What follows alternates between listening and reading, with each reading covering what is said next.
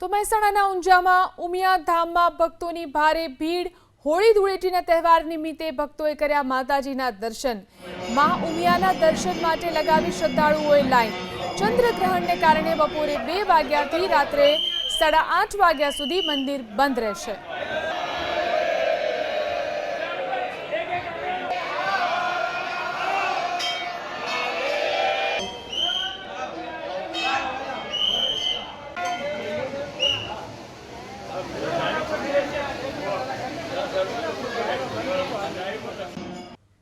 તો મહેસાણાના ઊંઝામાં ઉમિયા ધામમાં ભક્તોની ભારે ભીડ।